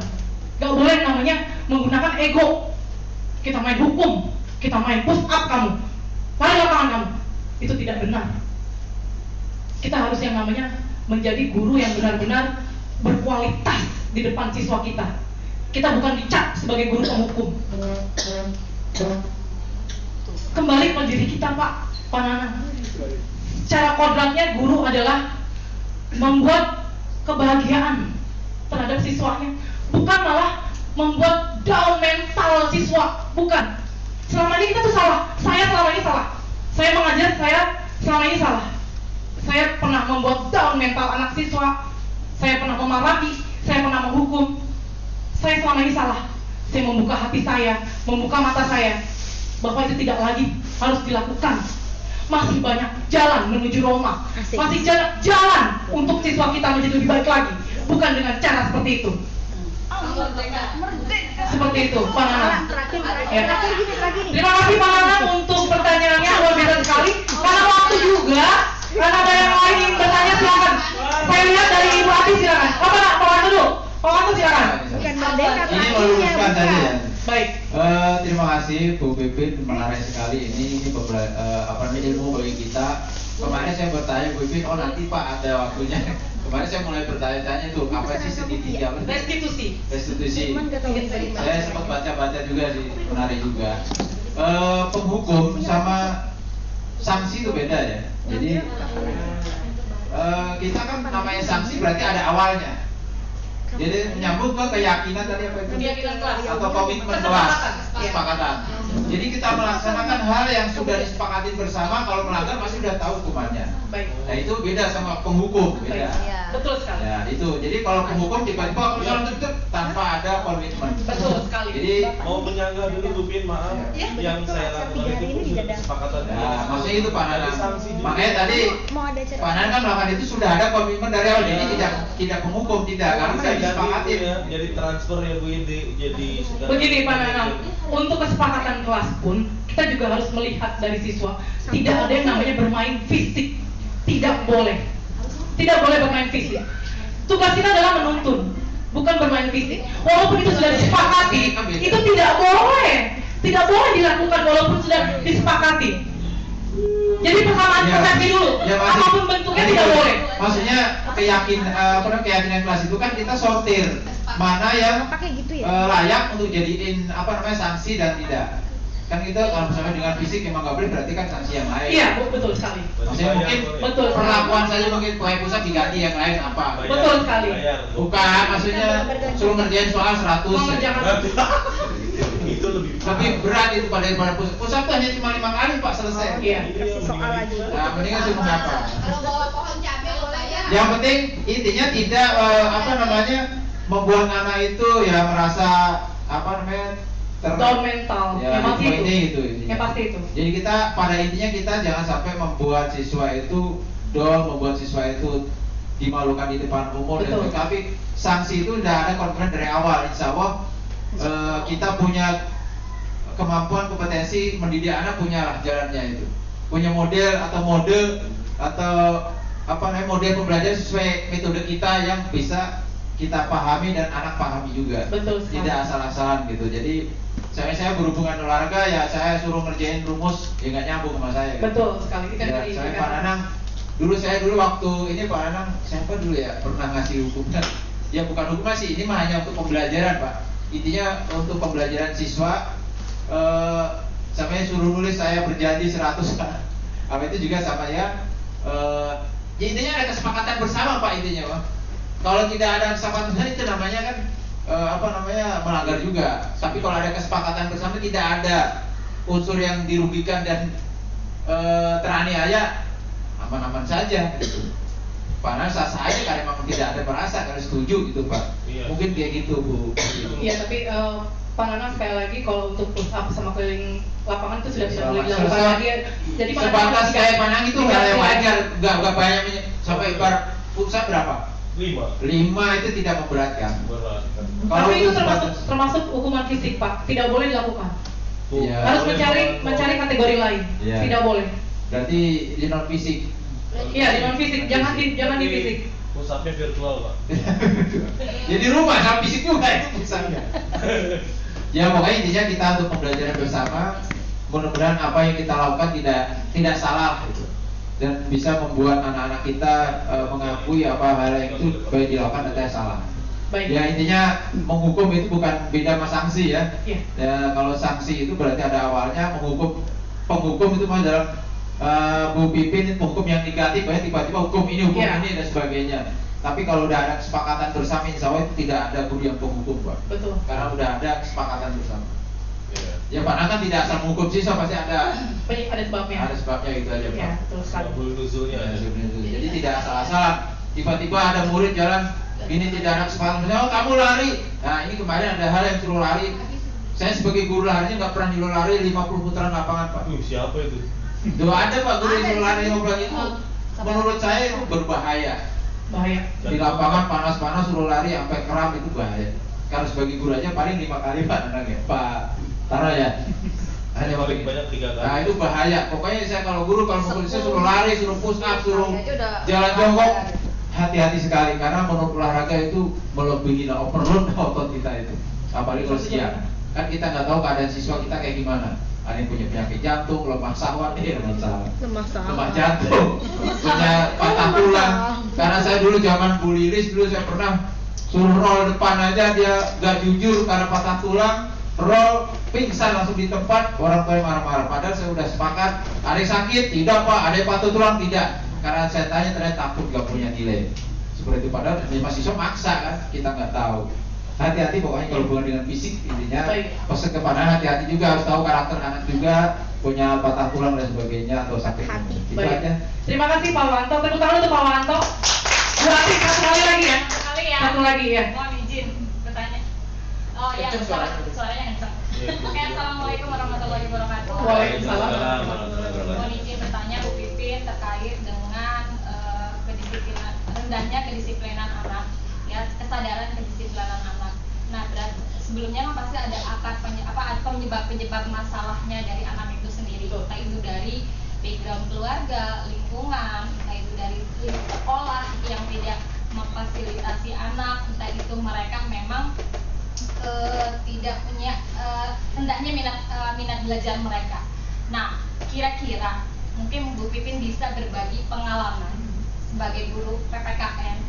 Apa yang akan Bu Pipin berikan, solusi-solusi apa yang akan Bu Pipin berikan ketika menghadapi salah satu masalah rendahnya kedisiplinan anak itu sendiri gitu. Mungkin bisa kan kalau tadi kan hukuman keliling 5 kali itu kan istilahnya berat buat anak katanya gitu ya. Nah kalau misalkan kayak bahasa Inggris kan kira-kira kalau misalkan anak-anak suruh ngapalin tadi saja udah berat ya. Kadang mereka melakukan lagi. Kira-kira kalau Bu Pipin sendiri sebagai guru PPKN, solusi apa yang diberikan Bu Pipin kepada anak ketika menghadapi kesalahan anak gitu? Berarti Tahapan-tahapannya apa gitu? terkait kedisiplinan ya? Ya, Terkait selain kedisiplinan. mengelut, diajak berbicara bersama gitu. Kira-kira tahapan setelah itu tuh apa gitu? Kalau memang fasilitasi sebagai Iya. gitu aja. Paling seru yang Tadi yang dicontohin tadi video. Iya. Terima kasih Bu Ati atas pertanyaannya. Baik, saya akan menjawab ya. Jadi kalau saya sendiri sebagai guru PPKN ya mendapatkan suatu permasalahan yang dimana anak saya itu tidak disiplin, minat belajarnya juga kurang gitu kan. Nah, kedisiplinannya apa lagi ya? Nah, yang pertama adalah saya membuat yang namanya suatu visi dalam diri saya. Visi saya ini apa buat anak-anak saya? Kok saya lihat banyak yang tidak disiplin, banyak yang minat belajar tuh kurang gitu ya, banyak yang not interest sama pelajaran sesuatu gitu ya. Nah, ini gimana nih? Yang pertama saya lakukan adalah membuat visi. Saya harus mempunyai visi dalam diri saya. Arah anak-anak ini mau dibawa kemana?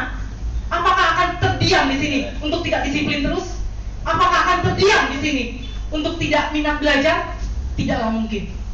Pasti saya akan bergerak. Ya. Yang pertama saya lakukan adalah membuat visi. Visi dari dalam diri saya, secara intrinsik. Saya akan membuat yang namanya memasukkan dalam visi adalah nilai-nilai kebajikan. Tadi sudah ya, tadi kita semua sudah mempelajari namanya nilai-nilai kebajikan. Salah satunya adalah takwa, jujur, tanggung jawab. Ya. Kalau kita sudah memasukkan itu semua, ya, mentransfer pikiran kita ke pikiran mereka, insya Allah kedepannya dia akan tidak akan melakukan namanya pelanggaran lagi. Mereka akan yang namanya membuat kesadaran diri sendiri untuk menjadi lebih disiplin. Yang kedua, tadi visi pertama, yang kedua, saya akan membuat kesepakatan, keyakinan kelas, keyakinan antara siswa tersebut untuk perubahan menjadi disiplin, budaya positif disiplin. Karena nantinya ini akan menjadi sebuah pembiasaan untuk mereka. Kesepakatan di kelas ini dilakukan untuk pembiasaan mereka. Setiap hari mereka tidak ada yang terlambat. Mereka selalu di kelas dalam proses KBM, mereka selalu mendengarkan sehingga dia paham pelajaran. Bukan karena takut ya, mereka bukan karena takut akan keyakinan kelas, tapi mereka tumbuh dari diri sendiri itu kesadaran diri bahwa saya ini harus menciptakan, mewujudkan yang namanya budaya positif terhadap kelas saya. Itu akan merubah itu akan merubah mindset mereka. Lalu yang ketiga, setiap minggu di akhir, misalnya di akhir hari Jumat loh, kita masuk di perwalian kita. Kita berbicara dari hati ke hati dengan anak-anak kita. Apalagi ada yang namanya beberapa yang tidak disiplin. Coba Bapak dan Ibu wali kelas, kalian Bapak dan Ibu merefleksikan di kelas. Selama 1 minggu ini apa sih yang terjadi di kelas ini? Nah, itu refleksi, membuat kelas menjadi lebih baik. Jadi refleksi itu kita mulai belajar. Kita mulai membuat suatu kesepakatan bahwa hal itu tidak akan terjadi lagi. Itu akan terasa sekali Bapak dan Ibu jika Bapak dan Ibu melaksanakannya. Selalu refleksi di akhir kegiatan. Pokoknya itu terapkan. Sekarang terapkan di dalam sanubari Bapak dan Ibu bahwa kita harus merefleksi diri kita, merefleksi kelas naungan kita untuk menjadi lebih baik. Jadi seperti itu Bu Ati. Jadi ada 3 tahapan ya yang saya lakukan. Mudah-mudahan bisa bermanfaat ya. Baik Bapak dan Ibu, karena waktu juga ya, saya kembalikan kepada moderator. Terima kasih atas pertanyaannya. Semoga Bapak dan Ibu merasa puas dengan jawaban saya. Kembali ke moderator Ibu Fitri, silakan. Terima kasih kepada Ibu Pipin selaku pemateri, dan terima kasih juga kepada Bapak Ibu Dewan Guru yang telah mengajukan beberapa pertanyaan, dan juga mudah-mudahan pertanyaannya terjawab dengan puas oleh pemaparan Ibu Pipin. Bisa saya simpulkan beberapa pertanyaan yang tadi telah disampaikan terkait dengan pertanyaan pertama yang mengaitkan antara pembelajaran untuk menghindari punishment pada kegiatan pembelajaran. Seperti yang tadi kita dengar dari pemaparan beliau, pada prinsipnya kita Dewan Guru diminta untuk terus melatih kesabaran. Berlatih dan berlatih tidak hanya kepada siswa selaku siswa pembelajar, tapi guru berarti tetap harus menjadi guru pembelajar untuk melatih kesabaran, ya. Dan kemudian pertanyaan selanjutnya tadi yang disampaikan oleh Bu Ati dan juga direspon oleh Pak Wanto, bahwasanya menyikapi kedisiplinan yang disampaikan oleh Ibu Pipin ada beberapa tahapan. Yang pertama yaitu ciptakan visi misi pada diri si pendidik atau diri Bapak Ibu guru sendiri, lalu terapkan dan terus lakukan pembiasaan sehingga mungkin dengan kita terus menerus melakukan pembiasaan akan menjadi sebuah karakter, dan karakternya bisa merubah kebiasaan siswa yang tadinya kurang disiplin menjadi lebih disiplin dan semakin seperti yang diharapkan dari visi atau misi dari si pendidik atau guru itu sendiri. Lalu yang terakhir, perlu melakukan yang namanya refleksi kepada diri kita sendiri, apakah apa yang sudah kita rencanakan pada visi misi tersebut tercapai ataukah memang perlu revisi-revisi. Sekali lagi terus sesuai dengan yang materi dipaparkan oleh Ibu Pipin hari ini, budaya positif, yaitu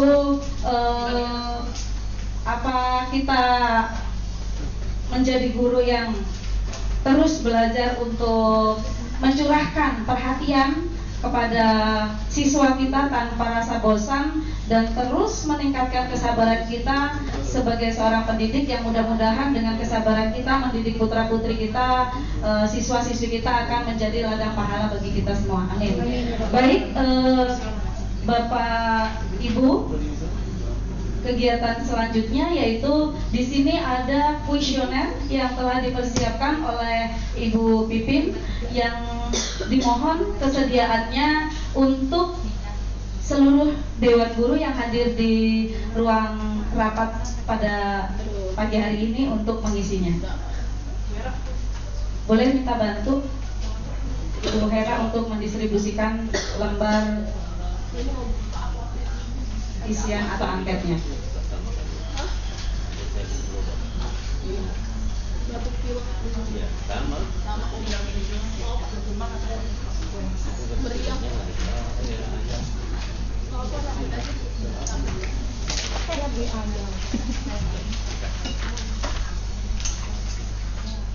Yeay,